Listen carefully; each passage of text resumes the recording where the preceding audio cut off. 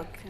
ಆ ದೃಷ್ಟಿಯಲ್ಲಿ ಇದು ಅತ್ಯಂತ ಪರಮ ಪವಿತ್ರ ಸ್ನಾನ. ಹಾಗಾಗಿ ಮಹಾಕುಂಭ ಅಂತ ಮತ್ತು 144 ವರ್ಷಗಳಿಗೆ ಬಂದಿದೆಯಲ್ಲ, ಇದು ಮಹಾಕುಂಭ ಅಂತ ಪರಿಗಣನೆ ಮಾಡಿ ಎಲ್ಲ ಅಲ್ಲಿ ನಾವು ನೋಡ್ತಾ ಇದ್ದೀವಲ್ಲ, ಪ್ರತಿಯೊಬ್ಬ ಭಾರತೀಯನು ಇದೊಂದು ಧನ್ಯತೆ ಅಂತ ಭಾವಿಸ್ತಾನೆ. ಆ ಸ್ನಾನದಲ್ಲಿ ಅಲ್ಲಿ ಮಿಂದೆದ್ರೆ ಇದು ನನ್ನ ಪುಣ್ಯ, ಈ ಜನ್ಮದ ಈಗ ಈ ಸಂದರ್ಭದಲ್ಲಿ ನಾನು ಹುಟ್ಟಿದ್ದೀನಲ್ಲ, ಇದು ನನ್ನ ಪೂರ್ವಜನ್ಮ ಸುಕೃತ ಅಂತ ಭಾವಿಸ್ತಾನೆ. ಅಂಥದ್ದೊಂದು ಕಾಲ ಈಗ ನಿರ್ಮಾಣವಾಗಿದೆ. ಹೀಗಾಗಿದ್ದರಿಂದ ಯಾರು ತಪ್ಪಿಸ್ಕೊಳ್ಳೋಕ್ಕೆ ಇಷ್ಟಪಡಲ್ಲ.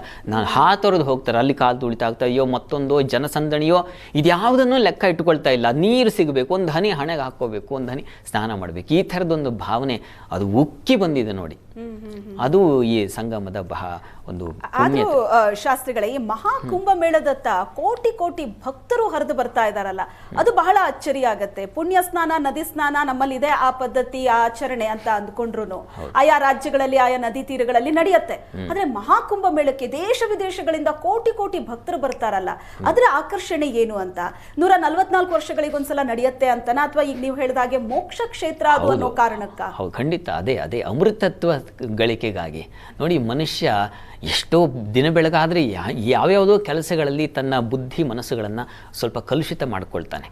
ಇದು ನಿವಾರಣೆ ಆಗಲಿಕ್ಕೊಂದು ದಾರಿ ಇದೆ ಅಂತ ಸೂಚಿಸಿಬಿಟ್ರೆ, ಎಲ್ಲರೂ ಕೂಡ ನನ್ನನ್ನೂ ಒಳಗೊಂಡ ಹಾಗೆ ಎಲ್ಲರೂ ನಾನು ಪವಿತ್ರನಾಗಬೇಕು ಅಂತ ಯಾರಿಗಿಲ್ಲ. ಎಲ್ಲರಿಗೂ ಅಂಥದ್ದೊಂದು ಅದಮ್ಯವಾದ ಒಂದು ಏನು ಬಯಕೆ ಇರುತ್ತೆ. ಆ ಬಯಕೆಯನ್ನು ಈಡೇರಿಸ್ಕೊಳ್ಳೋಕ್ಕೆ ಎಲ್ಲರೂ ಅಲ್ಲಿ ಹೋಗ್ತಾರೆ, ಮತ್ತು ಅದು ಆಗುತ್ತೆ ಬಿಡುತ್ತೆ ಅದು ಎರಡನೇ ಪ್ರಶ್ನೆ. ಆದರೆ ಅಂಥದ್ದೊಂದು ವಿಶ್ವಾಸ ಎಷ್ಟು ಗಾಢವಾಗಿ ನಮ್ಮ ಭಾರತೀಯರ ಹೃದಯದಲ್ಲಿ ಇದೆ. ಅಷ್ಟೇ ಅಲ್ಲ, ವಿದೇಶದಿಂದಲೂ ಕೂಡ ಬರ್ತಾ ಇದ್ದಾರೆ. ಎಂತೆಂಥ ದೊಡ್ಡ ದೊಡ್ಡ ವ್ಯಕ್ತಿಗಳೆಲ್ಲ ಸುಮ್ಮನೆ ಹೀಗೆಲ್ಲ ನಿರ್ಮಾಣ ಆಗಲ್ಲ. ಸುಮ್ಮನೆ ಅವ್ರೇನು ಬರಲಿಕ್ಕೆ ಅವ್ರ ತಲೆ ಕೆಟ್ಟಿಲ್ಲ.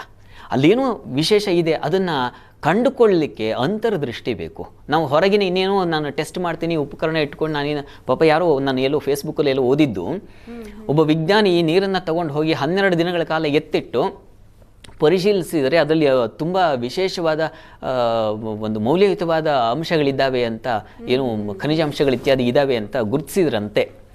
ಅದು ಎಷ್ಟು ಸತ್ಯವೋ ಗೊತ್ತಿಲ್ಲ, ಆದರೆ ನಾನು ಹೀಗೆ ಬಂತದು.